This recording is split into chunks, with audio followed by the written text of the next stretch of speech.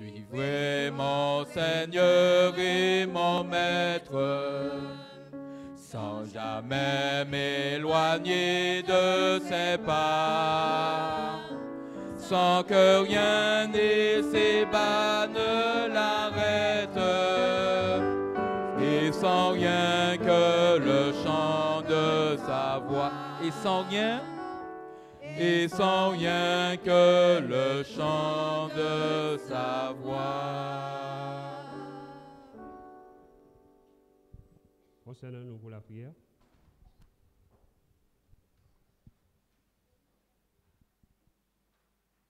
Notre Père qui es aux cieux, que ton nom soit sanctifié. En cet instant, rassemblés dans ta maison, nous voulons te remercier de ton amour, de la grâce que tu nous accordes, d'être venus ce soir afin d'étudier ta parole, Seigneur. Nous voulons nous humilier devant toi pour te demander pardon, Seigneur. Pardon de nos fautes, de nos manquements, nos faiblesses. En cet instant, Seigneur, nous voulons te remercier de ton amour, de la grâce que tu nous as permis, tu nous permets d'avoir. Tu nous as permis de venir dans ta maison, de laisser nos occupations, afin que nous puissions venir te louer, te glorifier et étudier et entendre ta parole, Seigneur. Que ton Saint-Esprit puisse toucher le cœur de chacun de nous qui sommes présents en ce soir. Que ton Saint-Esprit puisse régner parmi nous. Qu'il puisse intervenir auprès de ton serviteur. Donne-lui une double portion de ton esprit et que toute parole qu'il dise ce soir puisse venir directement de toi. Et que nous puissions ouvrir la porte de notre cœur afin que le Saint-Esprit puisse nous transformer. Que nous puissions vivre selon ta volonté. En ce soir, nous avons une pensée pour ceux qui ne sont pas venus, ceux qui sont malades, qu'ils puissent recevoir les mêmes bénédictions que nous, Seigneur. Encore une fois de plus, nous voulons remettre cette soirée entre tes mains, soit avec chaque intervenant, Seigneur, que toute gloire puisse te revenir au siècle des siècles. Amen.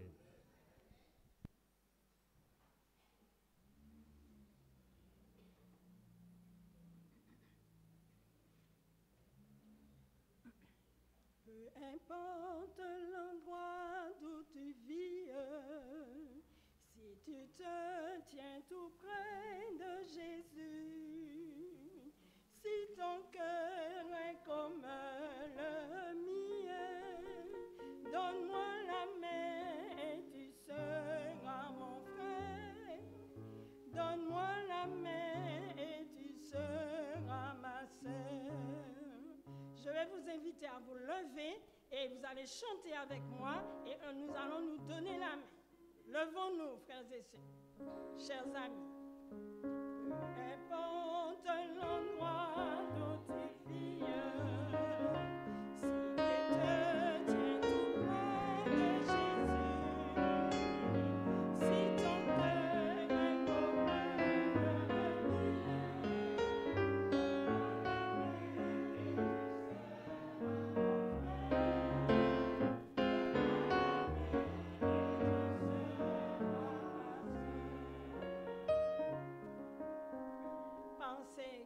par ce petit chant, je vais vous souhaiter à tous et à toutes une cordiale et chaleureuse bienvenue. Bienvenue à tous.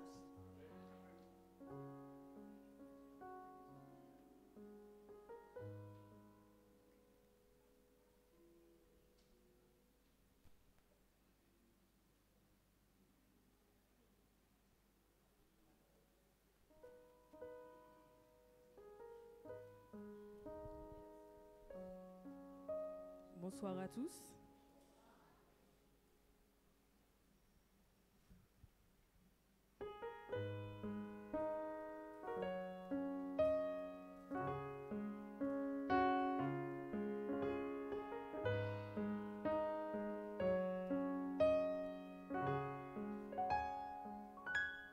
Même si pour moi tu devais t'abaisser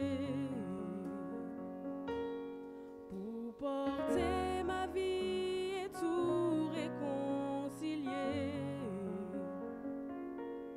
me montrer le Père qui m'a tant aimé.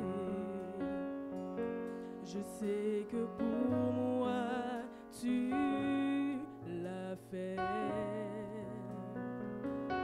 Je sais que pour moi tu l'as fait. Mais Même si tu devais quitter toute gloire, venir t'incarner, épouser notre histoire,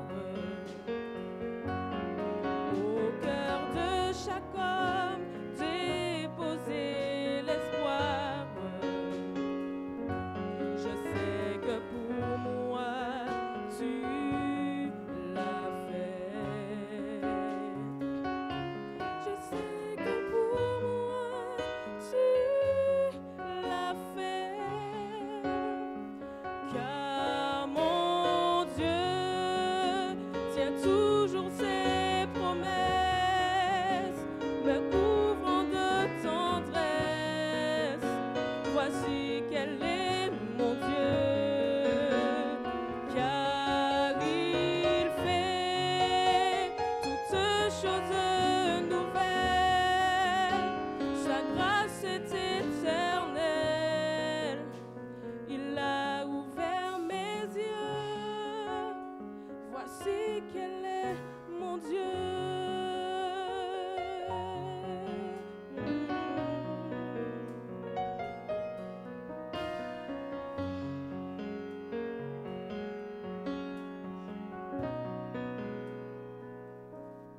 Même si la croix devenait ton fardeau,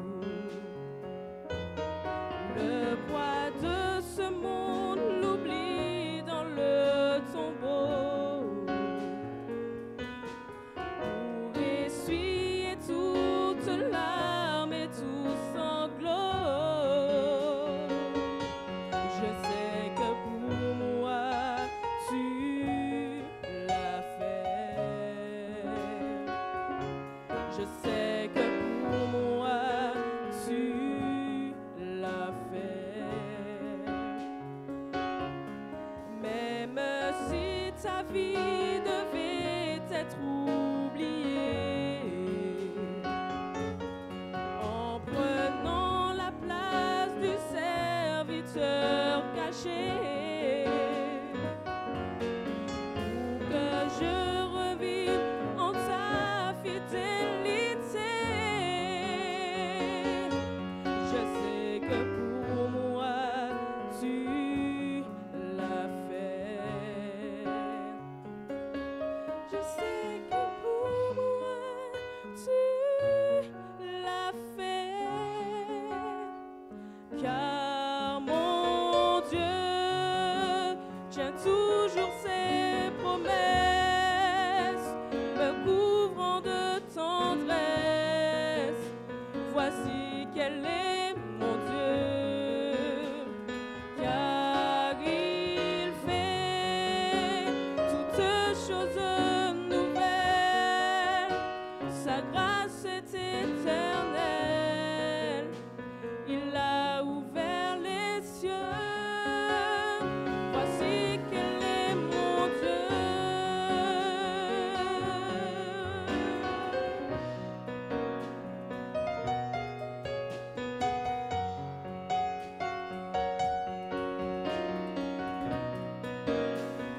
Car mon Dieu tient toujours ses promesses, me couvrant de tendresse. Voici quel est notre Dieu, car il fait toutes choses nouvelles. Sa grâce est éternelle. Il a ouvert les cieux. Voici quel est mon Dieu.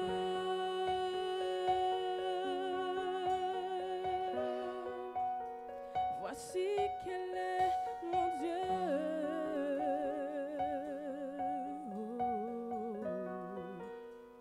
Voici quel est mon Dieu.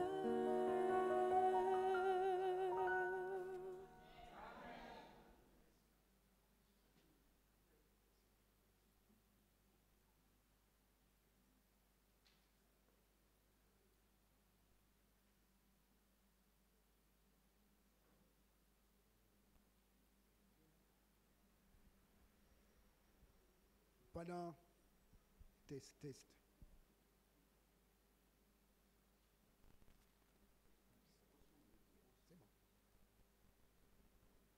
Pendant 5 minutes, nous allons commencer à voir les 10 clés du bonheur.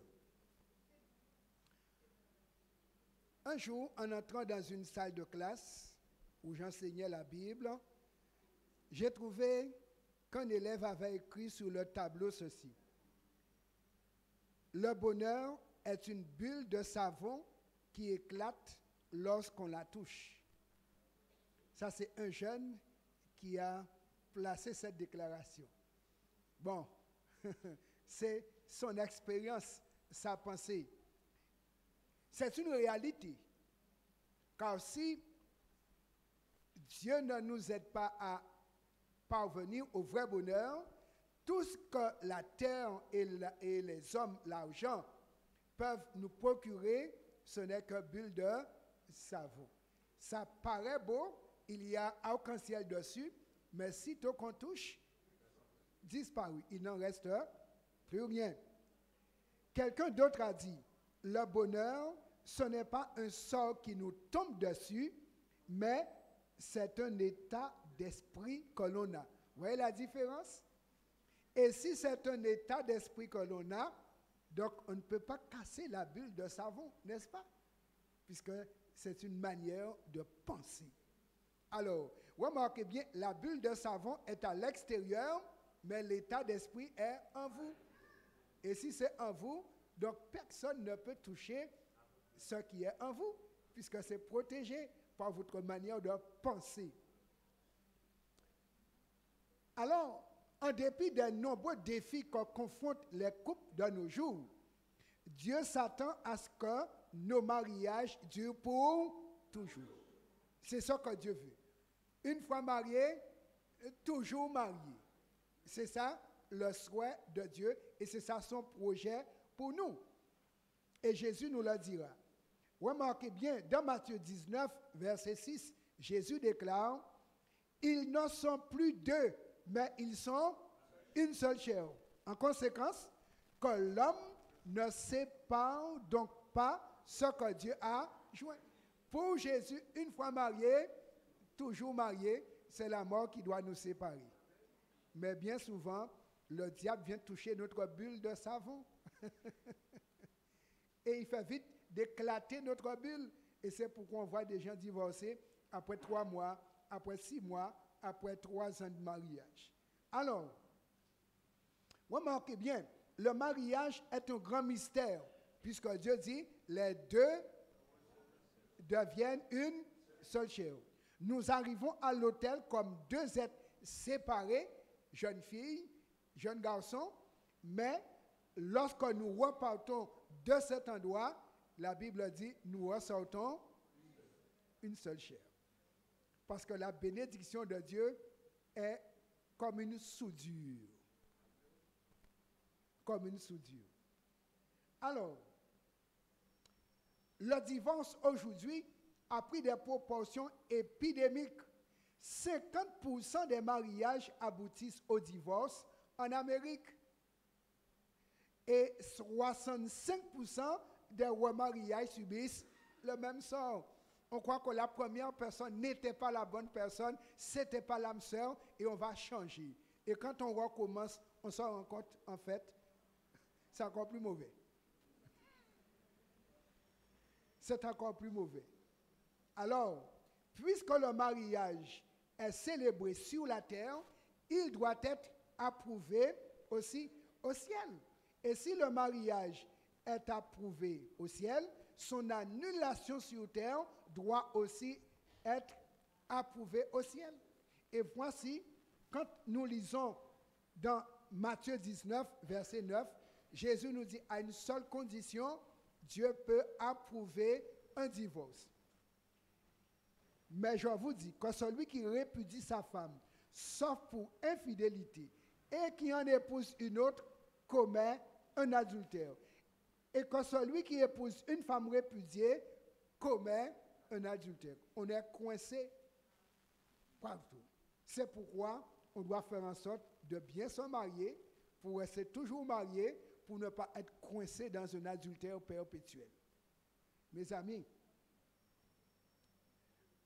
Dieu, sans tenir compte des temps d'ignorance, annonce maintenant à tous les hommes en tout lieu qu'ils ont à se repentir. Si on a mal pensé, on a mal décidé, on a mal fait, Dieu nous invite à la repentance aujourd'hui. Alors que faire pour que mon mariage dure toujours? À partir de ce soir, je vais vous proposer des clés pour marier, toujours marié et pour rester marié. Alors, clé numéro 1. On prend un engagement, on ne tente pas une expérience. Le mariage n'est pas un taxi dans lequel on entre et quand l'argent a fini, on descend. Non. Tenter un mariage, expérience, c'est dire, je vais essayer. Et j'espère que ça marchera. Prendre l'engagement du mariage, c'est dire, je m'engage pour la vie et je ferai tout ce qui est en mon pouvoir pour que cela marche bien. Ainsi donc, Dieu nous a donné, et chacun nous avons un cerveau, il y a du pouvoir ici. Écoutons ce que Dieu dit. Dans Genèse 11, verset 6, il a dit ceci. Voici, ils forment un seul peuple et ils ont tous une même langue.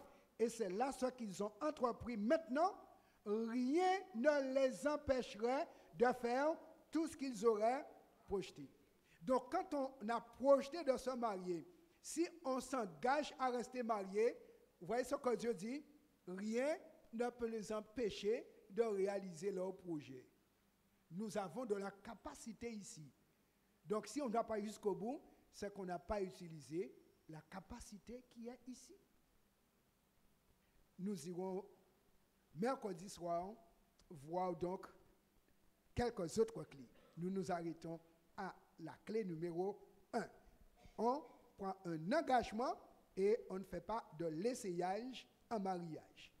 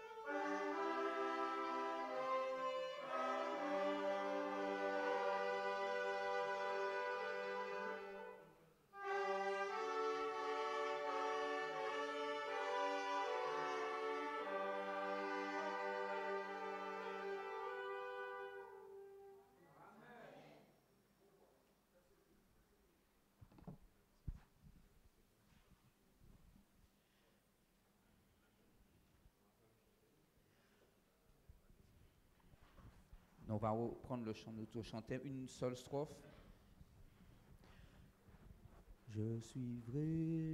Je suivrai mon Seigneur et mon Maître, sans jamais m'éloigner de ses pas, sans que rien et ses bas ne l'arrêtent, et sans rien que le chant de sa voix, et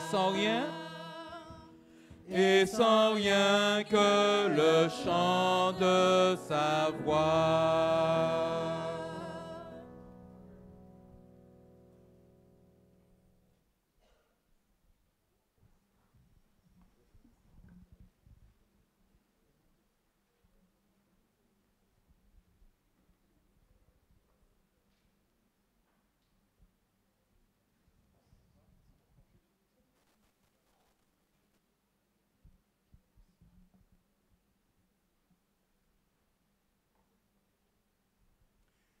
Ce soir, je vais vous emmener donc à Nazareth, où Jésus a grandi. Alors, voici la ville où Jésus a grandi. Bien sûr, c'est la nouvelle Nazareth. Cette année encore, Dieu m'a donné le privilège de retourner en Israël et j'ai passé quelques nuits dans la ville de Jésus. Et je peux vous dire, en hiver, il fait froid. C'était à 4 degrés à Nazareth en février. Mais Jésus ne vivait pas sur Nazareth la haute, Jésus vivait dans Nazareth la basse, là où la température est plus clémente. Voilà. Donc aujourd'hui, il y a 80 000 habitants qui vivent dans la Nazareth moderne. Vous voyez le style des maisons? Ce sont des maisons modernes. Voilà. Et la Bible dit que Nazareth était bâtie sur une montagne. Et à un moment donné, les habitants de la ville voulaient précipiter Jésus dans une falaise. Mais ils n'ont pas pu, car le moment de la mort de Jésus n'était pas encore arrivé. Deuxième vidéo, nous allons voir une presse à huile à Nazareth. Voici une presse à huile telle qu'elle était au temps de Jésus. Et vous voyez ici l'instrument. On mettait ici le sac à olives écrasé et il y avait 3 pierres pour donner 3 pressions. La première pression, c'était l'huile concassée pour le temple. Deuxième pression, c'était pour faire à manger. Et troisième pression, c'était pour allumer les lampes. Et vous comprenez, Jésus a prié 3 fois. Parce qu'en Gethsémane, qui signifie lieu du pressoir, Jésus, il a subi les 3 pressions. Et c'est pourquoi la troisième pression, la Bible nous dit, du sang est sorti. Il a transpiré du sang comme des grumeaux. Troisième pression. Et un de ces soirs, je vais vous emmener sur la pierre sur laquelle Jésus a transpiré du sang pour pouvoir nous sauver. Très bien. Ce soir, nous allons considérer Jésus, l'alpha et l'oméga. Alpha en grec, c'est la lettre A de l'alphabet. Oméga, c'est la lettre Z dans l'alphabet. Tu peux y aller, c'est bien ça. Je vais faire arriver à la vue. D'accord? Très bien. Remarquez bien, quand Jésus se présente comme alpha et oméga, qui veut dire il est au commencement et il est à la fin. Et quand nous sommes en Jésus, Jésus est tout pour nous. Il est tout pour nous. La grande question, qui est Jésus? Et pour beaucoup de chrétiens, ils ne sont pas au clair sur qui est Jésus. Il est important pour nous de connaître la réponse, car la réponse à cette question est fondamentale pour le salut de chacun. Si on ne sait pas qui est Jésus, on ne pourra pas vivre pleinement le salut. On a vu hier soir que Dieu nous a donné un panier de cadeaux en Jésus. Et nous allons découvrir ce soir pourquoi, eh bien, Jésus est un panier de cadeaux. Le type de relation qu'on va développer avec lui sera soit approuvé par le Père ou désapprouvé. Et notre sort final en dépend. Dieu le Père, regardez bien, il va observer quelle est notre attitude vis-à-vis de Jésus. Et c'est d'après notre attitude qu'il va dire si nous pouvons monter au ciel ou ne pas décoller du tout de la terre. Alors, quand nous révèle Dieu le Père sur Jésus, et qu'est-ce que Jésus lui-même, il dit qu'il est, que nous devons savoir. Quel est le témoignage des prophètes et des apôtres que nous devons recevoir sans préjugés? Alors, première chose que Dieu le Père nous fait savoir, Jésus, il est Dieu co-créateur. Cherchez dans votre Bible Hébreux 1er. Dieu le Père va nous parler ce soir. Hébreux 1er, versets 8 à 13.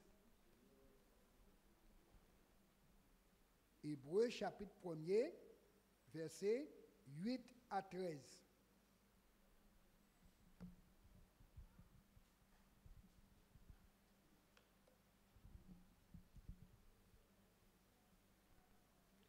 Nous lisons Hébreux 1er, verset 8 à 13.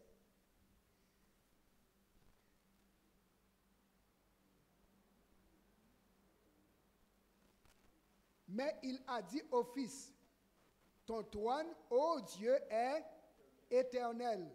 Le sceptre de ton règne est un sceptre d'équité. Tu as aimé la justice et tu as haï l'iniquité.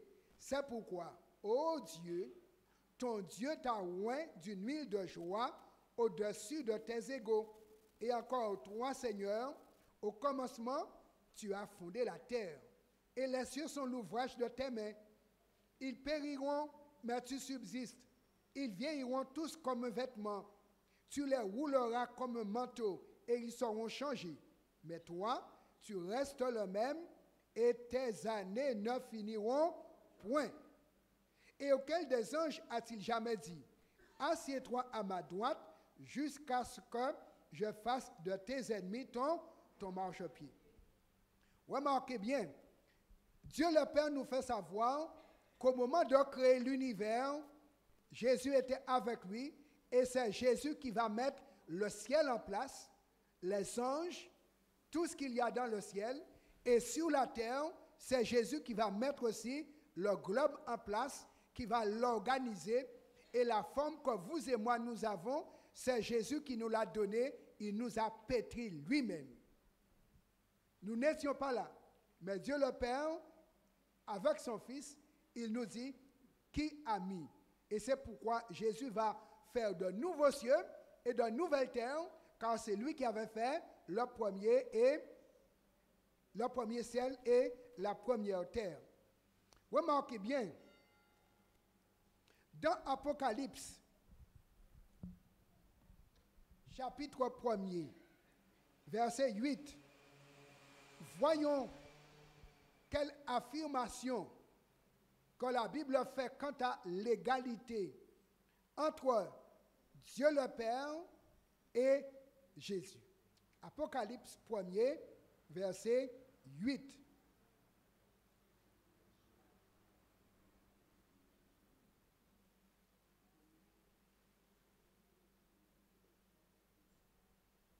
Apocalypse 1er, verset 8, nous lisons.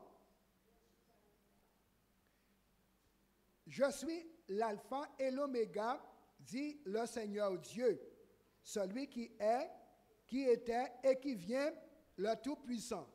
Ici, Dieu le Père se présente. Dieu le Père est alpha et oméga. Il est le Tout-Puissant. C'est ainsi qu'il s'est révélé être. D'accord? Maintenant, chapitre 1er toujours, versets 17 et 18. Comment Jésus se présente?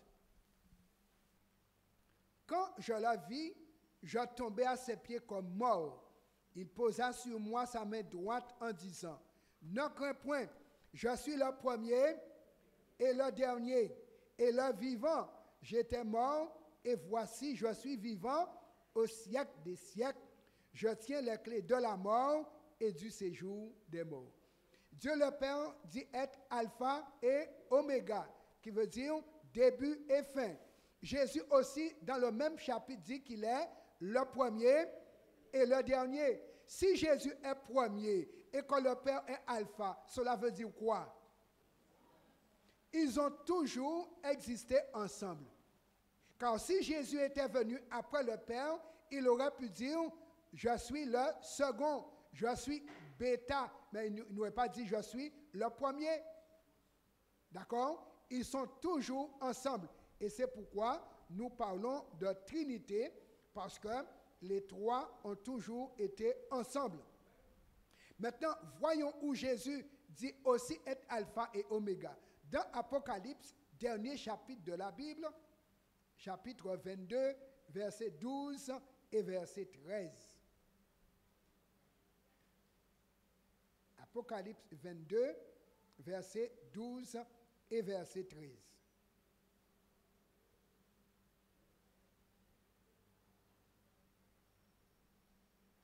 Voici, je viens bientôt, et ma rétribution est avec moi pour rendre à chacun selon ce qu'est son œuvre.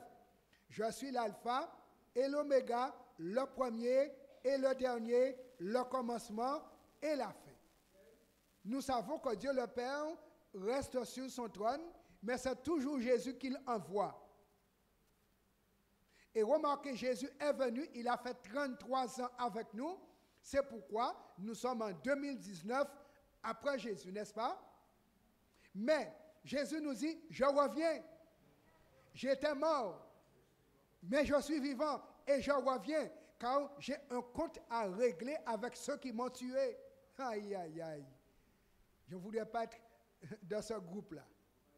Ah oui, il a dit, c'est pour rendre à chacun selon ce qu'est son œuvre.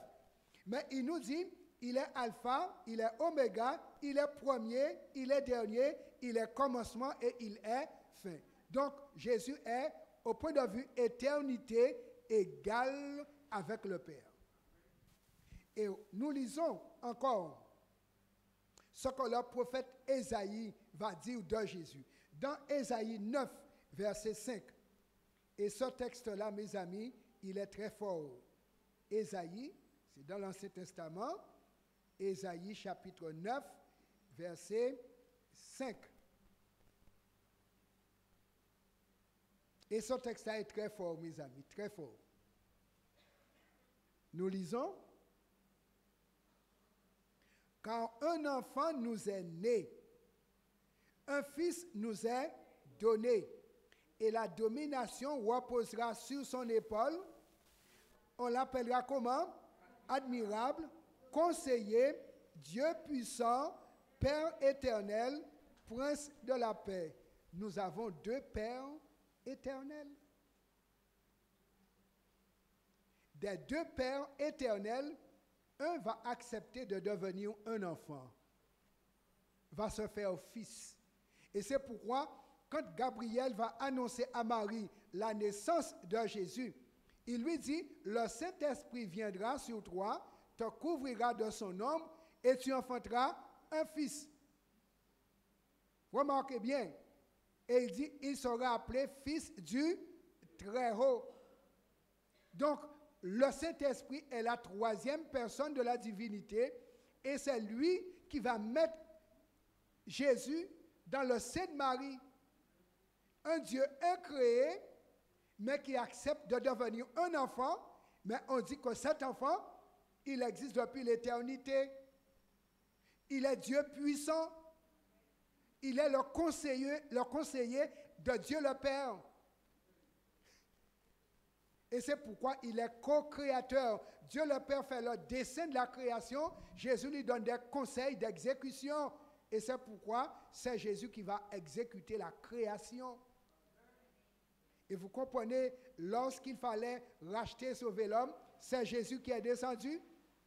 Il a dit, je suis venu chercher, sauver ceux qui étaient perdus. C'est lui qui nous a créés, le diable nous a volés, il est venu nous racheter. Mes amis, remarquez, la Bible dit que l'enfant Jésus, avant d'être enfant, il était Père éternel. Alors, maintenant, lorsque Jésus s'est incarné, nous appelons ça l'incarnation, il a dit, il est né, donc un fils nous est donné. Ça s'appelle incarnation. Mais Jésus n'est pas fils par nature, il est fils par rapport à la rédemption. Car s'il n'y avait pas eu rédemption, il ne serait jamais incarné. Il n'aurait pas porté le nom Jésus. Car le nom Jésus veut dire Dieu qui sauve. Et tout à l'heure, nous allons voir, il y a deux Jéhovah ou deux l'Éternel, un qui a main percée et l'autre qui n'a pas main percée. La Bible nous présente les choses tellement bien. C'est pour nous montrer que celui qui est incarné n'est pas n'importe qui. Alors, il est dit, la domination reposera sur son épaule. Donc, Dieu a donné à Jésus de créer, de racheter et de dominer. Et c'est pourquoi nous devons compter avec Jésus, mes amis. Et il a dit, nul ne vient au Père que par moi. Si vous ne comptez pas avec moi, le Père ne peut compter avec vous. Et c'est important. Alors, dans Jérémie 23, versets 5 et 6, la Bible dit que cet enfant qui devait naître devait être un descendant du roi David, mais ce descendant du roi David s'appelle l'Éternel. Voyons cela. Jérémie 23, verset 5 et verset 6. Après le livre Isaïe,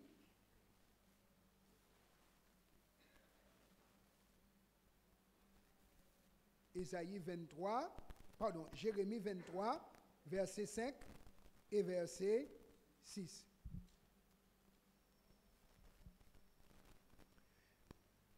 Voici, les jours viennent, dit l'Éternel, c'est le Père qui parle, où je susciterai à David un germe juste. Il régnera en roi et prospérera. Il pratiquera la justice et l'équité dans le pays. En son temps, Juda sera sauvé. Israël aura la sécurité dans sa demeure. Et voici le nom dont on l'appellera l'Éternel, notre justice. Donc, il y a deux pères éternels. Le nom d'origine, c'est l'Éternel. Vous savez, Jésus, c'est Dieu qui sauve.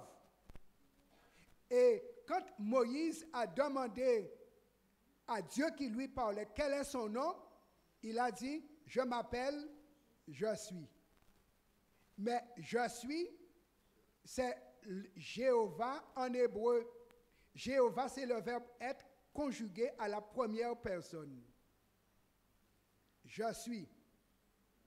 Parce qu'il est alpha et oméga, il n'a pas dit j'ai été, il dit je suis. Il est là tout le temps. Et c'est pourquoi, quand on traduit je suis ou Jéhovah en français, cela nous donne l'Éternel. Il n'a pas de commencement, il n'a pas de fin. Quand il dit qu'il est commencement, qui veut dire c'est à partir de lui que le temps a existé, que les choses ont existé. Mais lui-même, il n'est pas venu à l'existence. Et quand il dit qu'il est la fin, qui veut dire il ne va pas mourir un jour, c'est pourquoi il nous donne sa vie qui est la vie éternelle. Mais c'est pour nous dire, après lui, il n'y en aura pas non plus. Il est là indéfiniment. Alors, remarquez bien ceci. Voici les jours viennent, dit l'Éternel, où je susciterai à David un germe juste. Donc, il devait naître de la descendance de David. C'est pour qu'on sache qui est celui qui devait venir pour que nous puissions collaborer avec lui.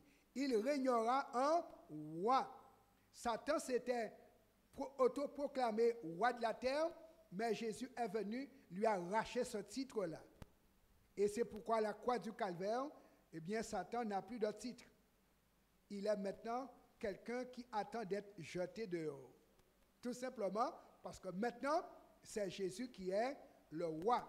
Parce que Jésus, sur la terre, il a pratiqué la justice et l'équité. Le diable est venu après lui pour le tenter et l'entraîner, mais il n'a pas su convaincre Jésus. Et comme il n'a pas su convaincre Jésus, Jésus l'a gagné. C'est pourquoi il a dit, au temps où Jésus allait être parmi nous sur terre, Judas sera sauvé et Israël aura la sécurité dans sa demeure. Et tous ceux qui ont accepté Jésus ont été sauvés. Et tous ceux qui aujourd'hui vont accepter Jésus, ils auront la vie éternelle maintenant même. La vie éternelle, ce n'est pas dans l'avenir. La vie éternelle commence aujourd'hui, maintenant, si on le décide. Voici le nom dont on l'appellera l'Éternel, notre justice. Voici son nom d'origine. L'Éternel qui pratique la justice, mais qui aussi donne sa justice aux hommes et qui aide les pécheurs à pratiquer la justice. C'est pourquoi, si Jésus vit en moi, si Jésus vit en toi, tu pourras aussi pratiquer la justice. Amen. Sans Jésus, nous sommes sans colonne vertébrale devant le diable. Mais avec Jésus, nous avons colonne vertébrale. On peut rester debout sans plier. Vérifions cela, mes amis. Dans Zacharie chapitre 12, ce que je vous avais dit, nous allons rencontrer l'Éternel aux mains percées. Car il y a un qui n'a pas de main percée. Zacharie chapitre 12, versets 1 à 3.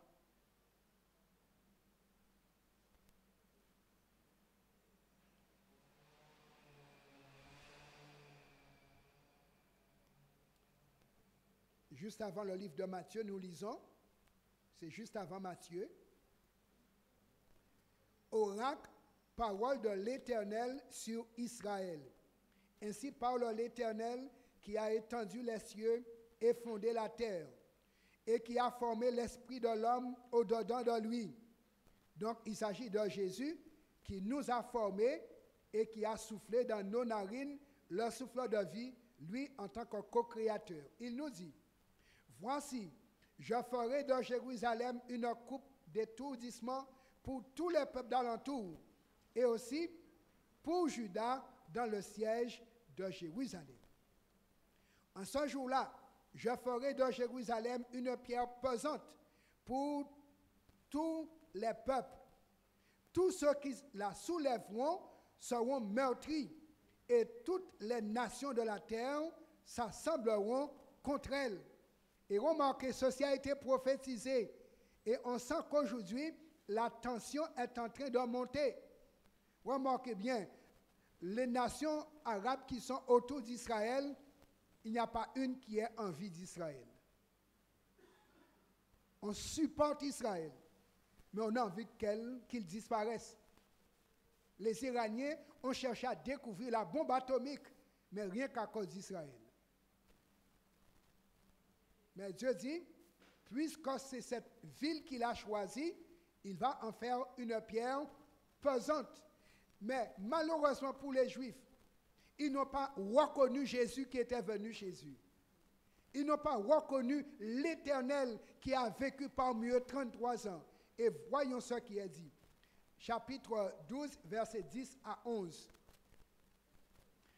Puisqu'ils ont fait percer Jésus, c'est pourquoi depuis 2000 ans, les Juifs n'ont pas de temple. Ils n'ont qu'un mur de lamentation. Et Jésus leur avait dit, votre maison vous sera laissée déserte. Et il ne va pas rester pierre sur pierre qui ne soit renversée. Et j'étais à Jérusalem, les pierres du temple sont à terre toujours. Un de ces soirs, je vais vous montrer ces pierres. Mais il a dit, alors je répandrai sur la maison de David et sur les habitants de Jérusalem un esprit de grâce et de supplication. Et ils tourneront les regards vers moi, celui qu'ils ont percé, Ils pleureront sur lui comme on pleure sur un fils unique. Ils pleureront amèrement sur lui comme on pleure sur un premier-né. En ce jour-là, le deuil sera grand à Jérusalem, comme le deuil d'Adadrimon dans la vallée de Megidon. Remarquez, Jésus a dit que lorsqu'il allait venir, on allait le percer. Et c'est ça qui s'est passé. Ils ont percé l'Éternel qui était venu les sauver. Mais la Bible dit, Dieu les aime tellement. C'est pourquoi, jusqu'à présent, Dieu les conserve. Ils sont bénis sur le plan commercial, économique. Ils ont l'argent. Parce que quand Dieu bénit, il bénit. Mais la seule chose avec eux, n'ayant pas Jésus, ils n'ont pas la vie éternelle. Mais la Bible dit, les derniers Juifs, Jésus va envoyer enfin l'Esprit Saint sur eux pour ouvrir leurs yeux. Et ils vont reconnaître qu'ils ont percé leur Dieu. Et la Bible dit, il va y avoir un grand deuil en Israël. Ils vont dire, le Messie était venu. Il était chez nous, venu nous sauver et nous l'avons tué. Et ils vont pleurer. Et remarquez bien, il a dit, ils vont pleurer comme sur un fils unique. Jésus est leur fils unique. Et ils l'ont percé. Mais ils vont reconnaître que c'était l'Éternel qui était là. Heureusement pour les derniers, mais ceux qui sont morts depuis l'an 70 jusqu'à aujourd'hui sont tous perdus. Sans Jésus, on ne peut décoller de terre. Nul ne peut venir au Père que par moi. Ils ont percé Jésus, eh bien, ils ont cloué leurs pieds eux-mêmes à terre. Et si nous aussi, nous ne considérons pas Jésus dans notre vie, nous n'allons pas pouvoir décoller de terre. Alors, remarquez bien, le fait que Jésus est l'Éternel à main percée, cela veut dire qu'il nous a payé et la marque des clous dans ses mains signifie la preuve qu'il a racheté l'humanité. Et remarquez bien, le fait qu'il a gardé les mains percées, c'est pour que sur le trône de l'univers, on voit les deux l'Éternel, un qui a main percée et l'autre qui n'a pas de main percée. Mais ils sont assis sur le même trône. C'est la famille, l'Éternel. L'Éternel Père, et de l'autre, il a dit, je vais devenir fils pour racheter tes enfants. Et alors Jésus s'est fait fils pour s'identifier à nous, pour pouvoir nous ramener à Dieu le Père. Amen. Voilà pourquoi il a subi des clous. Mais ceci, c'est par amour pour nous. Les apôtres de leur côté, ils rendent témoignage. Eux qui ont marché 3 ans et demi avec Jésus, qui ont dormi avec lui, qui se sont frottés avec lui. Écoutons ce que Saint Jean nous dit. Jean, chapitre 1er, verset 3, 1 à 3 du moins. Et ensuite, verset 14. Nous allons dans l'Évangile selon Saint Jean, chapitre 1er,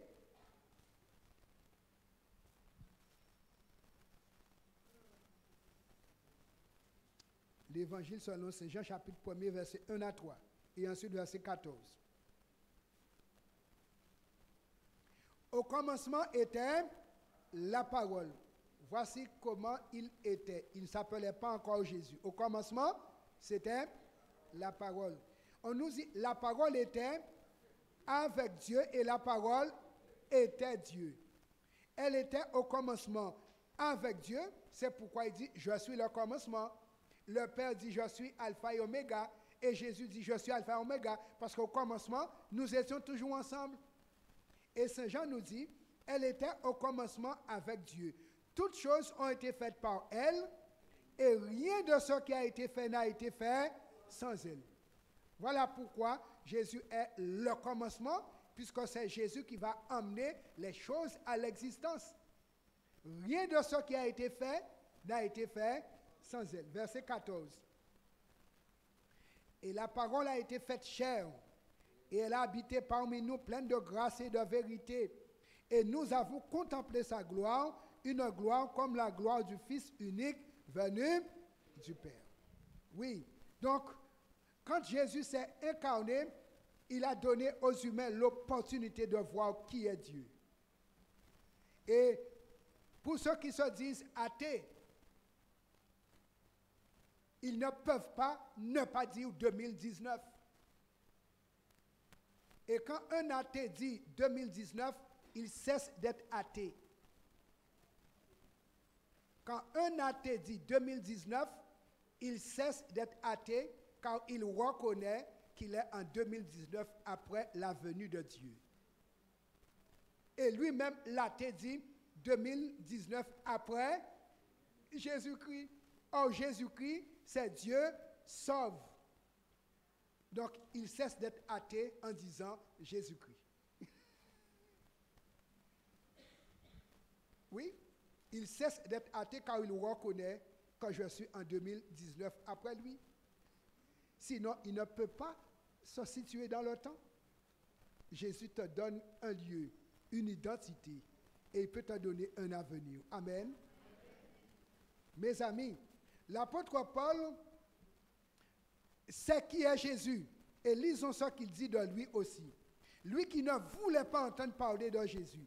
Il tuait les chrétiens, rien que pour ne pas entendre prononcer le nom Jésus.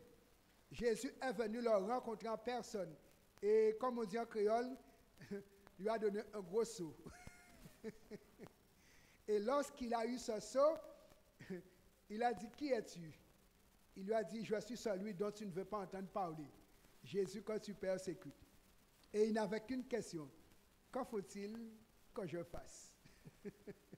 Quand Jésus vient à notre rencontre, on doit prendre une décision. Lisons ce que Paul dit en conséquence dans Hébreux 1er, versets 1 à 3. Il nous dit, après avoir autrefois à plusieurs reprises et de plusieurs manières parlé à nos pères par les prophètes, Dieu dans ces derniers temps nous a parlé par le Fils qu'il a établi héritier de toutes choses, par lequel il a aussi créé le monde. Donc l'apôtre Paul a reconnu que le Jésus qu'il ne voulait pas rencontrer était celui qui avait créé le monde et lui-même. Et il dit, verset 3, et qui étant le reflet de sa gloire et l'empreinte de sa personne, et soutenant toutes choses par sa parole puissante, a fait la purification des péchés et s'est assis à la droite de la majesté divine dans les lieux très hauts. Remarquez, Saint Paul nous dit, Jésus, c'est lui par qui Dieu a créé le monde. Il est venu pour nous purifier de nos péchés et il a repris sa place à la droite de Dieu. Voici ce que Paul a découvert. Or, il ne voulait pas entendre parler de Jésus. Mais Jésus a vu sa sincérité dans l'ignorance. Il est venu dire, me voici, qu'en penses-tu maintenant? Et Paul, la Bible nous dit, 3 jours après avoir rencontré Jésus, il a été baptisé. Ah oui, quand on rencontre Jésus, on ne peut pas rester indifférent. Et il est important pour nous de rencontrer ce Jésus, nous aussi. Alors, remarquons bien, l'apôtre nous dit que Jésus, il est image et empreinte du Père. Ce qui veut dire qu'il est égal avec le Père. Et c'est pourquoi Jésus a dit, celui qui m'a vu, a vu le Père. Jusqu'à présent, personne n'a vu Dieu le Père. Mais en voyant Jésus, on peut savoir comment est le Père. Dans Colossiens 2, versets 9 et 10, Saint Paul nous dit, car en lui habite corporellement toute la plénitude de la divinité. Ce qui veut dire, ce n'est pas parce que Jésus est devenu humain qu'il est un Dieu diminué ou qu'il est un petit Dieu. Non, c'est Dieu qui s'est fait humain pour sauver les humains, mais il reste toujours Dieu. Mes amis, l'apôtre nous dit, vous avez tout pleinement en lui, qui est le chef de toute domination et de toute autorité. Jésus est le chef de toute domination. Et c'est pourquoi dans Ésaïe 9, verset 5, il a dit, la domination reposera sur son épaule. Et c'est pourquoi le Père même nous dit, tu dois voir mon fils. C'est lui qui décide. Et nous aurons l'occasion de voir que dans le tribunal du ciel, c'est Jésus qui décide réellement. Remarquez bien, Saint Jean nous dit ceci, et de la bouche de Jésus, il nous faut en conséquence recevoir le Dieu qui nous a créés dans notre vie pour qu'il puisse nous recréer. Écoutons, Jean chapitre 5, versets 22 à 25. Jean 5, versets 22 à 25.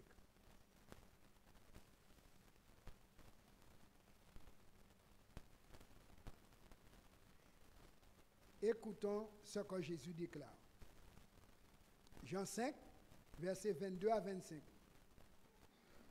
Le Père ne juge personne. Mais qu'est-ce qu'il a fait? Il a remis tout jugement à qui? Au Fils. Afin que tous honorent le Fils comme ils honorent le Père. Celui qui n'honore pas le Fils n'honore pas le Père qui l'a envoyé. En vérité, je vous le dis, celui qui écoute ma parole et qui croit à celui qui m'a envoyé, cette personne a la vie éternelle et ne vient point en jugement, mais il est passé déjà de la mort à la vie. Remarquez, Jésus nous dit, le Père au tribunal lui a remis les dossiers de nous tous. Et si nous avons Jésus dans notre vie, si nous écoutons Jésus, Jésus nous donne la garantie. Comme c'est moi le chef du tribunal, je vais décider que tu passes de la mort à la vie sans problème. Mes amis, il nous faut remettre notre casier judiciaire céleste entre les mains de Jésus. Et ceci pendant que nous sommes vivants, car c'est lui qui traite nos dossiers. Le Père ne juge personne. Il a remis la pile de dossiers à Jésus. Tu traites ce dossier. Et pourquoi Dieu le Père remet nos dossiers à Jésus? Parce que c'est Jésus qui a la facture en main. Comme tu as payé, tu pourras savoir qu'est-ce que tu fais avec la marchandise. Et comme c'est Jésus qui est monté à la croix du Calvaire, vous comprenez, Jésus est bien placé pour savoir quand il prend quelqu'un, quand il ne le prend pas. Voilà, mes amis. Jésus, il est juge. Jésus aussi, nous lisons dans 1 Jean 2, versets 1 et 2, il est aussi avocat. Mes amis, il cumule des fonctions au ciel. Lisez avec moi 1 Jean 2, versets 1 et 2. Non seulement il est juge, mais il est aussi avocat. Jésus commence d'abord par être notre avocat. Et si en tant qu'avocat, nous n'avons pas collaboré et notre casier judiciaire céleste est resté sale, là, il sera le juge. Et il sera le juge sans miséricorde. Nous lisons 1 Jean 2, 1 et 2. Petits enfants, je vous écris ces choses afin que vous ne péchiez point. Et si quelqu'un a péché, nous avons un avocat auprès du Père, Jésus-Christ, le juste. Il est lui-même une victime expiatoire pour nos péchés, non seulement pour les nôtres, mais aussi pour ceux du monde entier. Donc, Jésus, avec sa facture en main, a payé le monde entier. Et c'est pourquoi il nous invite à lui remettre nos péchés pour qu'il nettoie notre casier judiciaire céleste. Et si Jésus nettoie notre casier judiciaire céleste avec son sang, la Bible nous dit, nous allons passer de la mort à la vie. Alors, aujourd'hui, l'apôtre Paul nous dit, dans Hébreux 7, versets 24 et 25, mais lui, parce qu'il demeure éternellement, possède un sacerdoce qui n'est pas transmissible. C'est aussi pour cela qu'il peut sauver parfaitement ceux qui s'approchent de Dieu par lui, étant toujours vivant pour intercéder en leur faveur. Personne ne peut donner à Jésus un coup de main dans le sacerdoce. Il est le seul. Et c'est pourquoi, ne venez pas confesser vos péchés à moi, je ne peux rien en faire. C'est à Jésus qu'il faut confesser les péchés. Et c'est Jésus qui va traiter les dossiers avec son sang pour nous présenter à Dieu le Père blanchis. Car Dieu le Père ne veut que des gens habillés en blanc. Pas blanc cassé, pas blanc tacheté, mais blanc pur. Mes amis, lisez avec moi cette belle promesse qu'on trouve juste dans 1 Jean, chapitre 5, versets 11 à 13. 1 Jean 5, versets 11 à 13. Il est dit ceci. Et voici son témoignage. C'est que Dieu nous a donné la vie éternelle et que cette vie est dans son Fils. Celui qui a le Fils a la vie. Celui qui n'a pas le Fils de Dieu n'a pas la vie. Je vous ai écrit ces choses afin que vous sachiez que vous avez la vie éternelle, vous qui croyez au nom du Fils de Dieu. Celui qui a le Fils a la vie. Celui qui n'a pas le Fils n'a pas la vie. Si nous acceptons Jésus, alors il devient notre vie éternelle. Et si nous mourons maintenant, nous mourrons tranquilles. Car nous partons avec le germe de l'éternité et avec le son de trompette de Jésus. Tous ceux qui sont en Jésus et en qui Jésus vivait, ceux-là vont se mettre debout comme le grain de maïs planté en terre qui ne pourrit pas, mais qui envoie une tige et qui sort vert. Mes amis, oui à Jésus, c'est oui à la vie. Mais si nous disons non à Jésus, nous disons non à la vie. Et nous sommes comme un grain de pois de bois, sec, mais sans germe. On peut mettre ce grain en terre, il ne va jamais pousser. Jésus est notre vie. Et c'est pourquoi, pour finir ce soir, dans Apocalypse 3, verset 20, Jésus vous fait une invitation. Apocalypse 3, verset 20 et verset 21. Puisque Jésus est notre vie, celui qui a le Fils, il a la vie, ce soir, Jésus veut donner à chacun sa part de vie éternelle. Lisons ce qu'il déclare. Apocalypse 3, verset 20. Voici, je me tiens à la porte et je frappe.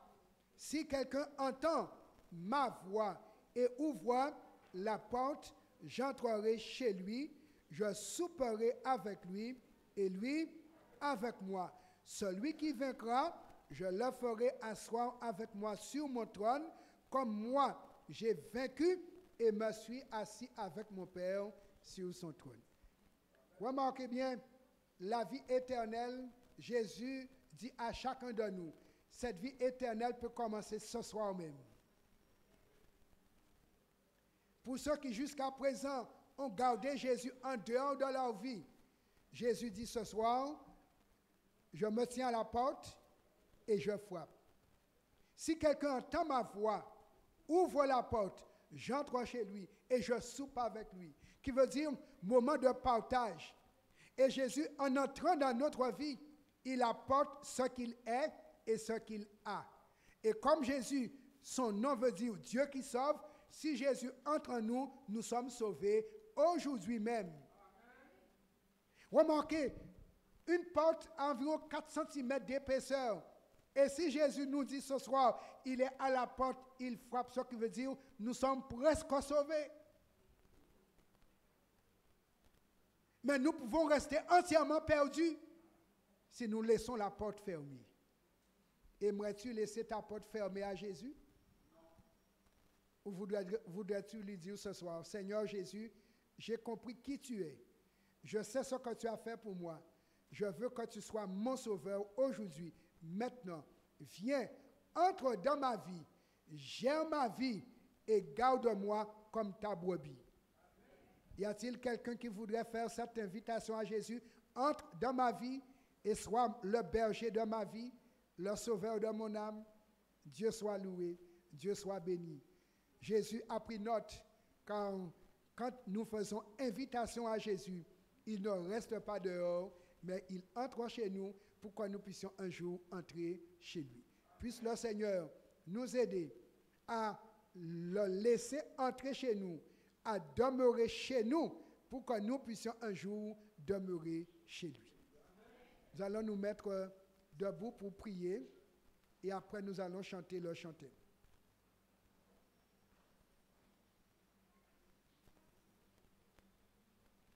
Éternel, notre Père, notre Dieu, merci pour nous avoir donné Jésus, qui est venu sur cette terre pour s'identifier à nous et en même temps te représenter, te faire connaître, toi, le Dieu bon, le Dieu miséricordieux, le Dieu qui veut sauver.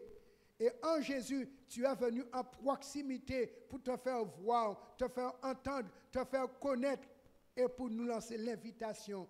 Et ce soir, Jésus est à la porte de notre cœur, de notre vie. Il veut entrer pour nous apporter l'éternité. S'il te plaît, nous te donnons le droit d'entrer en nous.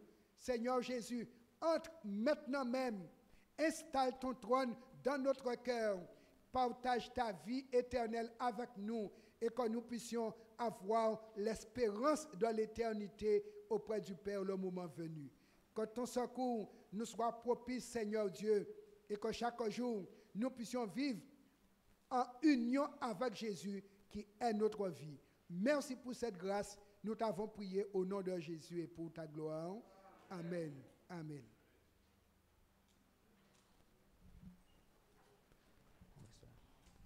Je suivrai mon Seigneur et mon Maître, sans jamais m'éloigner de ses pas, sans que rien ni ses bas ne m'arrête, et sans rien que le chant de sa voix. Je vivrai de bonheur et de grâce, de l'amour que son cœur m'a donné, et que rien ni ses bas ne l'efface. C'est le vœu de mon âme assoiffée. Un seul instant auprès de toi, vaut bien les heures et la route, tout autant que ce soit toi qui m'accompagne au pavé de ta joie. Je suivrai mon Seigneur et mon Maître,